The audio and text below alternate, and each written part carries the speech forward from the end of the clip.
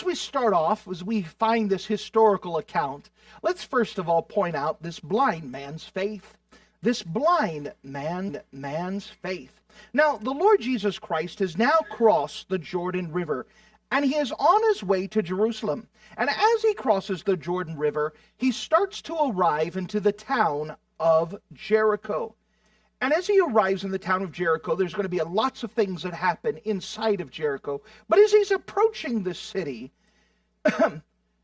Jesus Christ is going to have an encounter with a man by the name of Bartimaeus. The gospel record of Luke doesn't name him, but he is named in other places inside of the gospel records. But now as we're hitting into Jericho, maybe you could get an idea of what Jericho is. At this time, Jericho's more of a resort town. It's a place where more of the people go to get away. Jerusalem was only 15 miles away, but the road to the city was uphill, and it transported the traveler from one weather zone to another. Jerusalem was 2,300 feet above sea level, whereas Jericho was 1,300 feet below sea level. And so there was quite a distance, and the heat inside of Jericho was fierce. And so this is a resort town. It's hot outside. It's hotter than what it's going to be when it gets to Jerusalem. And as they're approaching the city, here is a blind man by the name of Bartimaeus. Let's pick the story up in verse number 35. And it came to pass that as he came nigh to Jericho, a certain blind man sat in the wayside begging. And hearing the multitude pass by, he asked what it meant. So here's this man, blind Bartimaeus. He's sitting and he's listening as a crowd begins to increase. Remember, Jesus has multitudes of people following him. If you can imagine, thousands of people following him. And thousands of people are not quiet. We know that if you've ever spent time inside of a high school, inside of a class where you tell them to be quiet, it still has a dull roar. You take them outside, and it becomes their outside voice, and it becomes a louder roar. Now you put thousands of people outside, and they're all talking and along the way, and Jesus isn't currently teaching, and so they're talking amongst themselves as they're traveling, and so it is a roar that comes. And so blind Bartimaeus is sitting there, and he hears this roar, and he grabs a hold of somebody. What's this noise? What do we hear? And so they explain what's happening by, verse 37, and they told him that Jesus of Nazareth passed by. So at this time, Bartimaeus has heard the stories of Jesus. He has heard how Jesus has already raised the dead. He's made the lame to walk. He's already done so much. Blind Bartimaeus, of course, had his own issue. He was blind from birth, had never been able to see. And so when he hears Jesus is coming, Jesus of Nazareth is coming, he immediately raises up his voice and says, verse 38, and cried, saying, Jesus, thou son of David, have mercy on me. Now you say, why are you being so loud, preacher? Because he was loud. And why was he loud? Because he had to get his voice over 1,000 people. He did not know where Jesus was at. He heard Jesus was coming. And he had this big crowd, and he wanted to make sure that he was heard over the crowd, and that no matter where Jesus was at, that he could hear them. He begins to cry out, thou son of David, have mercy on me. Now this is pretty big stuff. Notice the name of God that is used for Jesus here. I love the studies of the name of God. What is the name of God used for here? Thou son of David. Now this is a big deal. This statement of the Son of David is carrying out the fulfillment of prophecy. It's called the Davidic covenant, that God had promised David specifically that he would always have one of his seed to be the ruler of Jerusalem. And we know that Jesus Christ is the inheritor of this kingly line. And so when Bartimaeus is calling out and saying, thou son of David, he's using a prophetic title from the Old Testament, applying it to Jesus by faith, saying, Jesus, You're the fulfillment of prophecy. You're the fulfillment of God's word. You're the fulfillment of what God had told to David. You are the Messiah. You're the one that come. You're just not Jesus of Nazareth. You're just not Jesus, the human. You're the Jesus who God prophesied to come. That's who I'm putting my trust in. That's who I'm putting my faith in. That you are the fulfillment of God's promises. You're the one who's going to sit on the throne and rule eternally. That's the Jesus I want to get a hold of. That's the Jesus I want to hear. And so he's crying out, Jesus, thou Son of David, have mercy on me. Now, if you don't have an issue and you just want to see Jesus as a spectator, and all of a sudden this blind guy is having a complete conniption fit beside you, yelling and screaming, well, it can become a little bit annoying. Notice what the crowd does in verse 37, or verse 38. 39, rather. We're getting there. And they which went before rebuked him. That's a nice word that said they were telling him, correcting him, that he should hold his peace. Shut up! You're being too loud. We can't hear. If Jesus begins to teach, we won't be able to hear. Stop shouting! And so blind Bartimaeus took their request under consideration and said this, but he cried, so much the more, thou Son of David, have mercy on me! Again, he doesn't know where Jesus is at. He hears that Jesus is coming, and he wants Jesus' attention. He says, I'm not going to let you keep me away from getting Jesus' attention. I'm not going to let you to be quiet. Shut up. No, I'm not going to shut up. Jesus, I need you. Have mercy on me. Have mercy. And the people around him are getting more and more annoyed, and Bartimaeus doesn't care. He needs to get to Jesus. He needs to get Jesus' attention. He needs to make sure that Jesus knows he's there. And so with this crowd, thousands of people, there's a loud roar. And you have this blind guy on the outskirts of the crowd shouting, Jesus, thou Son of David, have mercy on me. Do you think Jesus heard? Of course he did. The second thing I want to show you is the blind man was heard. We saw the blind man's faith. Then we see the blind man was heard. Notice with me in verse 40. And Jesus stood and commanded him to be brought unto him. And when he was near, he asked him. Now think about this. In the midst of all the people, in the midst of all of this crowd, Jesus heard him. In the gospel record of Mark, it talks about the crowd goes to Bartimaeus and say, be of good comfort. He calleth thee. Jesus heard him. In the midst of this crowd, in the midst of all of this crowd, Jesus heard him. And so Jesus goes and sends some people to go and get him. Be comfort, the master heareth you. And he brings him before Jesus. And for this big crowd, they bring this blind man to Jesus. He still can't see. He has to be helped to get to where Jesus is. And Jesus, with his nice, soft voice, he asked him, verse 41, we see here, the blind man's sight, saying, what wilt thou that I should do unto thee? What is your prayer request? What a direct question. What do you want? You know, many people go to Jesus for the wrong reason. But the blind man wanted to hear and that Jesus healing the blind was what he had wanted. Now, you say, this isn't such a big deal, but it is when you understand the idea of miracles. In the Old Testament, there were many miracles that had been performed. Lepers had been cleansed. The dead had rised again. But the one miracle that had never been performed in the Old Testament was causing the blind to see. That was something that had never been done in the miracles of the Old Testament. And so for the people who read the Old Testament, they had come to the wrong conclusion that one of the only ailments that could not be healed was causing the blind to see. And so there was others that could take faith and say, Jesus, you've healed the lame before. Can you heal my legs?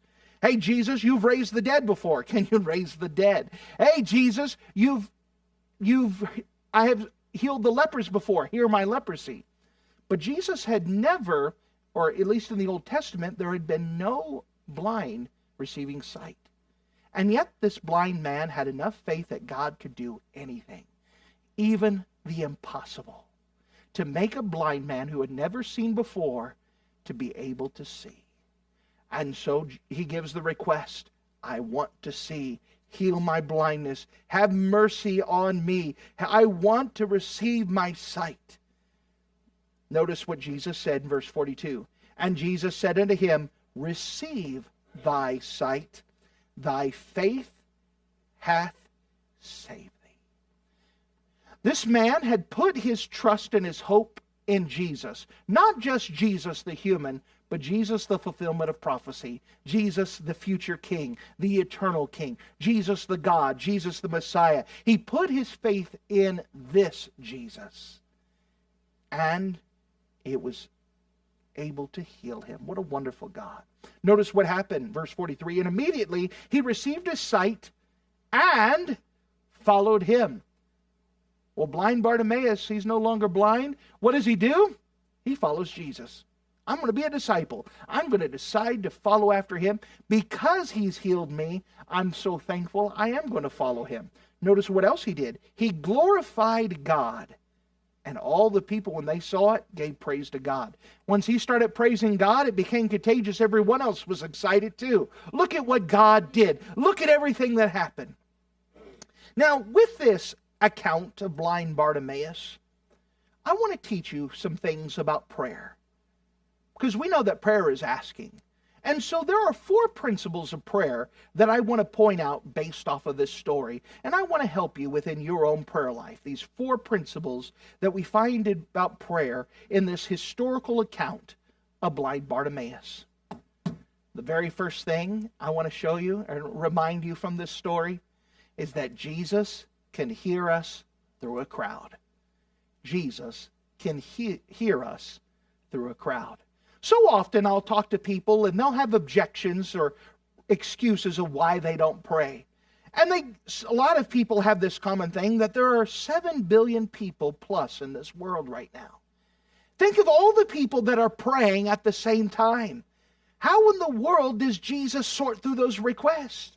Well, let me remind you that he is God and he can do everything. And that he hears us. How does he hear my request out of everyone that's praying? Because God is able to take them individually and listen to them all. You know, think about this, that God is outside of time. That means he's not stuck in a time loop. Jesus can literally go and take all of our life and examine it from point to point, and then go take someone else's life from point to point. And it's almost like at that time, he has nobody's attention except for ours. He's just looking at us. He's outside of time. He could do that. He could look at us individually. What a wonderful God that he can hear us in the midst of a crowd, and it's important. You know something else that we learn about prayer is that Jesus is never too busy to hear your request. Jesus is never too busy to hear your request. Sometimes we think that, man, think of all the things that God has to do. Sometimes I'll ask people, is there anything I can do to pray for you on? And they'll go, don't worry, save your prayer request for someone else. I'm sure others need it more than me. Well, your requests are important too, but they carry the idea that Jesus is too busy taking care of everyone else, that I'm not that important, I'm not that needy right now. But Jesus is never too busy to hear your request. One of the wonderful things about prayer is that when you talk to God, you don't get an answering service. You don't get an electronic message. You don't get press 1 for English, press 2 for Espanol, press 3. You don't get call me later. You don't even get this, where you have someone at the end of the phone and you're talking and they're going, or playing solitaire. This is a side thing, but it happens. I was talking to a missionary a couple months ago, and he was busy on the phone. And I could tell that he was busy, and so I just stopped talking. And he was still working around and going, every once in a while going, yeah. And I'd stopped talking. I was just silent on the phone. And he didn't know he'd stopped talking. He was still going, yep. Jesus doesn't do that to us. Jesus is able to listen to our request. Doesn't matter how busy he is. My wife gives an illustration that it's almost like Jesus is a king. And if you don't mind, use your divine imagination. Jesus is the king of a kingdom. And there's lots of things going on in the castle. There are servants and things. There are people trying to get his request. But when you come up to the king, it's almost like he takes you, puts you in his lap, and he looks at you and tunes out everything else that's going on. And at that moment in time, you are the most important person going on right now. Isn't that wonderful? That when you speak to him in prayer, it's not, hurry up, I've got to go take care of something else. You are the most important person, and you have his undivided attention when you talk to him in prayer. Isn't that a comfort? That he is not too busy for you. Now, we learn these principles from this account of blind Bartimaeus, that we learn that Jesus can hear us through the crowd. It doesn't matter how many people are praying at once, he hears you. That it doesn't matter how busy Jesus is, he's never too busy to listen to your requests. That he will listen to them attentively, he'll listen to them without distractions, he'll listen to you like you're the most important thing going on right now. Oh, what a wonderful Savior. What else do we learn about prayer here? Is that Jesus is able to answer the impossible prayers. Jesus is able to answer the impossible prayers. When Bartimaeus was calling upon the Old Testament prophecies of Jesus Christ, that also means that he had a working knowledge that there was no healing of the blind in the Old Testament. So when he's asking for God to heal his blindness, he is asking for something that had never been done before and was impossible. And yet he had enough faith to ask the impossible. You know, sometimes our faith or lack of faith limits us, that we fail to ask the impossible. We try to ask possible prayers that, Jesus can kind of sort of do. It shouldn't be a big problem. Things that wouldn't ask him to do that much. Now, remember, even the impossible prayers are nothing to God. But they're big to us, and so we fail to answer or ask for impossible prayers. Especially impossible prayers that will glorify him. We could ask for the impossible because our God can do the impossible. Our God is able to answer impossible prayers. You know, something else that we learn here as a principle is that, number 4, Jesus gives us permission to go to him boldly. When they asked blind Bartimaeus and they brought him to Jesus, Jesus says, "What is it that you want? What will thou that I shall do unto thee?" Jesus gave Bartimaeus permission to ask. Now, we see that in this story, but you know that God has given us permission to go boldly before his throne room of grace and ask him. Notice, if you don't mind, the book of Hebrews, and this is where we'll finish things off. The book of Hebrews, chapter number 4. Hebrews, chapter number 4. And notice verse 16. As we're learning this thing about prayer, that Jesus has given us permission. So we're not taking something that hasn't been granted to us. We can go to God boldly. Notice with me Hebrews chapter 4. Hebrews chapter 4 and verse 16. Hebrews chapter 4 and verse 16, it says, "Let us therefore," so based off of all the promises that God had just given to us, especially with him being our high priest, "let us therefore come boldly unto the throne of grace." Now, I'm so thankful we've been given permission. That he's given us permission that, hey, you don't have to knock, just come in. Hey, you don't have to wait. You don't have to set an appointment, just come in. He says, I'm giving you permission to come boldly. Now, that word boldly doesn't mean rudely, but it carries the idea that he's granted us permission, that we have access. We can go to God at any time we want. That God does not have certain office hours. That at 2 o'clock in the morning, you don't have to wait until 6 o'clock, 7 o'clock, 8 o'clock in the morning. You can give your request in the middle of the night. I'm so thankful he has given us permission to approach him at any time because he is the high priest. Notice what we could ask there. Let us therefore come boldly to the throne of grace that we may obtain mercy. What was it that blind Bartimaeus had been screaming to God? Have mercy on me. Have mercy on me. Jesus has given us permission. Now, as much as those people were annoyed with blind Bartimaeus, we have permission of God to cry out for mercy. And it may annoy everybody else, but there's nothing wrong with saying, Jesus, have mercy on me. Mercy! Mercy! He gave us permission to go and to get his attention, to ask for mercy. And not only that we may ask for it, notice the word there, that we may obtain mercy. That means that it becomes a possession. It is something we could get. It is something that we could have. He has given us permission to go to him, not to be turned away. He has given us permission to go boldly to obtain mercy. What is mercy, by the way? Mercy is not getting what we do deserve. Lord, I know I'm a sinner. I know I messed up. I know it is my fault. Mercy, mercy, mercy.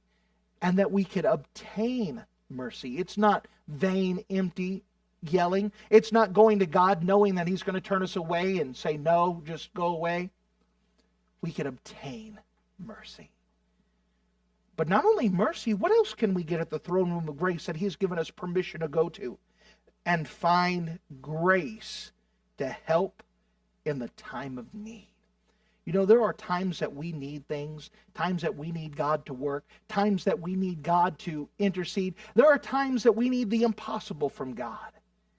And we have permission to go to God's throne room of grace boldly. Permission to enter in. Permission to ask him. And he's not going to say, what are you doing asking that? We have permission to ask him even the impossible. To find grace to help in the time of need. That we could go to him and say, God, there is a need. There's something that needs to be taken care of. And we could go to him and we don't have to feel ashamed. You know, the way that our world sets up is that, you know, sometimes we feel ashamed when we have to go ask for help. I'm sorry that I have to ask for help. I'm sorry that I'm so needy. Jesus can say, if you could imagine, your divine imagination says, hush, I gave you permission to ask. Why do you feel bad about asking for help when I told you to come to me boldly and ask for help? You know, it's amazing that we do that. We have a hard time. We feel, you know, like, I don't know what we feel like, but I think we understand. Why can I go up to God? How can I dare come and ask him for help? Because he said we could. It's never a bother. Sometimes we feel like we're bothering people asking, can you help with this? Can you help with this? If you could forgive the personal illustration because of my back problems, sometimes I feel silly when there's something that dropped on the ground and I have to ask someone, can you pick it up for me? But I'm so thankful when we go to God, we don't have to feel silly. He's given us permission to go ask him, help, help, help. Oh, and that help covers so many things. Help my feelings, help my sin, help me with my temptation, help me with this, help me to deal with this, help me to speak well. We can go to him and ask all of those things, even the impossible things. Lord, I can't deal with this person. It is impossible for me to deal with this person. Help me to deal with this person. That's an impossible prayer sometimes that God could grant and ask. Lord, I don't know what to say to this person. Help me. And God could give you the words to say to that person. Oh, that help covers so much.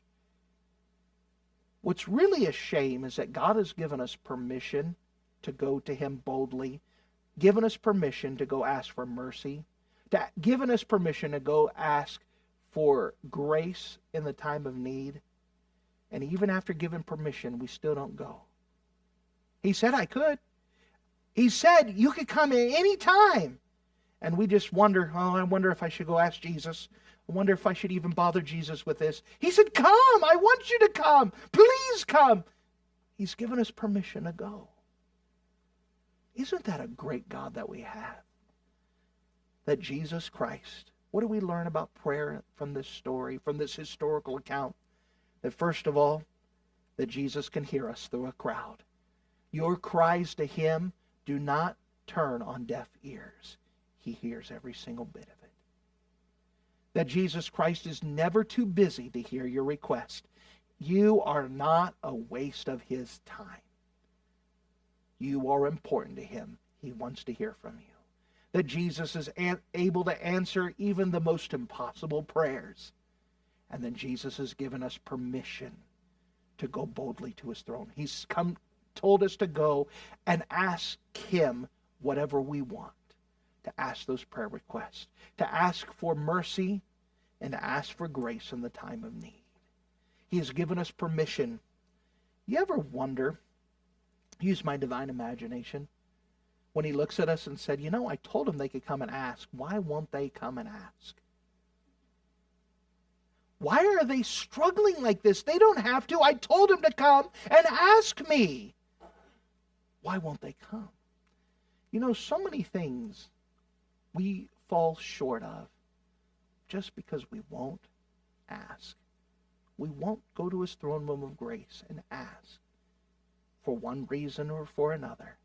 He's too busy. He doesn't want to hear from me. This is too small. This is too big. I don't want to bother him.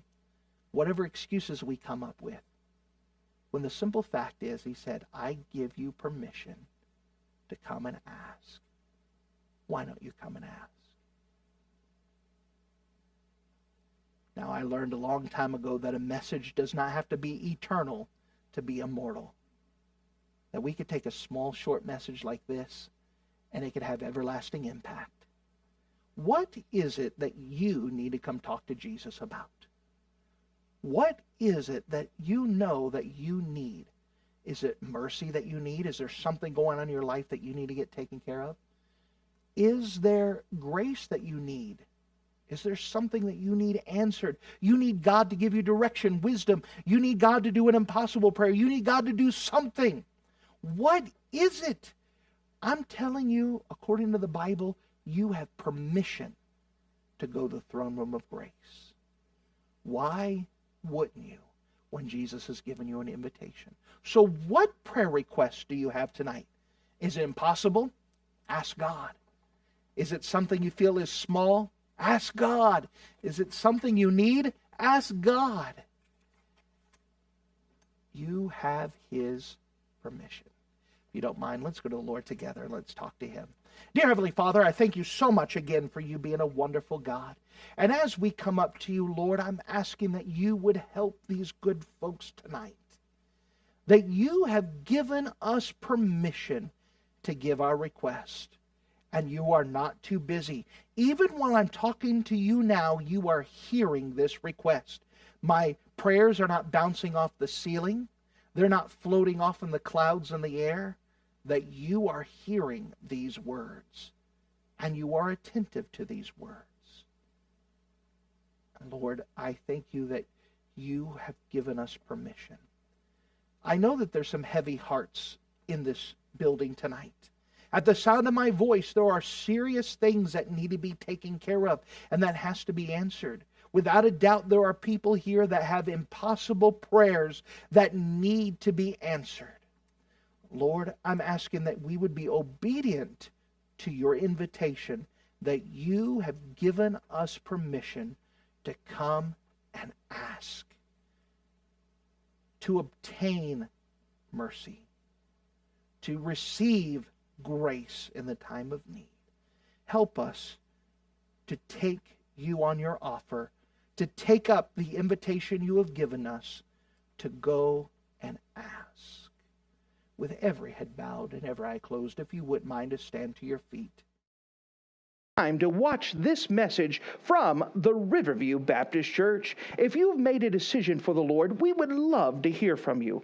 Or if there's anything else we could do to be a blessing to you, please let us know. You could write us at Riverview Baptist Church, 216 North Main Street, Seymour, Wisconsin, 54165, or email us at rbcinfo@gmail.com. You could also join us online for live and past messages on our YouTube channel, our Facebook page, or our website, riverviewbc.com.